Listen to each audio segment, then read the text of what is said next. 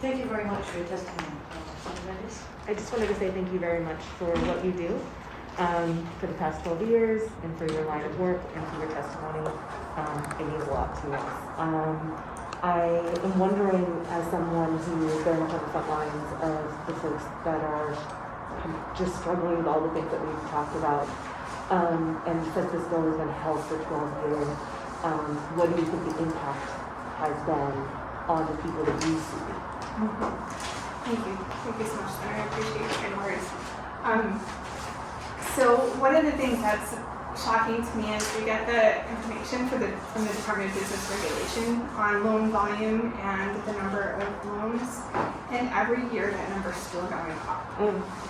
So I want to say, and I might be a little off, I want to say it's about $12 million leaves Rhode Island every year through payday loans from low-income neighborhoods.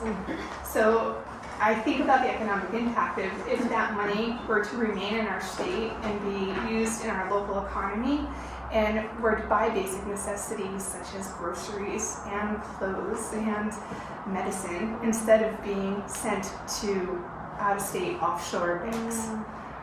So the personal stories of the people that I've talked to that are caught in these loans is heartbreaking because they've now been harassed so much.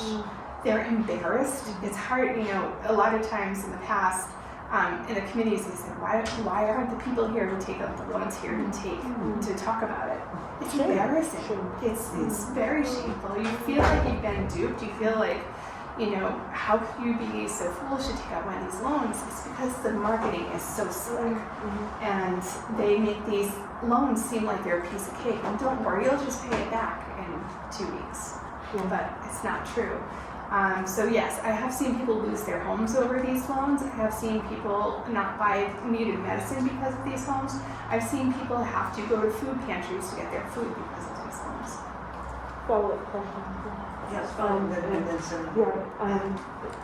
Two things. One, thank you for the very specific. That was exactly what I was, kind of looking for. And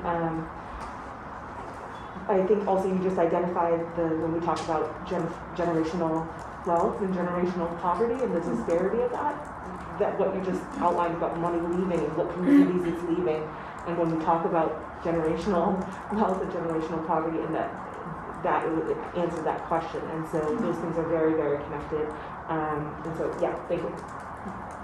Thank you. Senator Morgan? Thank you, Madam Chair. I thank you very much for clarifying that because payday loans are predatory, but I didn't realize that they would go before the 13 days, and I mean, you clarified a lot, so thank you. Thank you. Very good. Thank you so much for your testimony. Thank you. It's very much appreciated. Okay, that is our last witness on this bill, and we're going to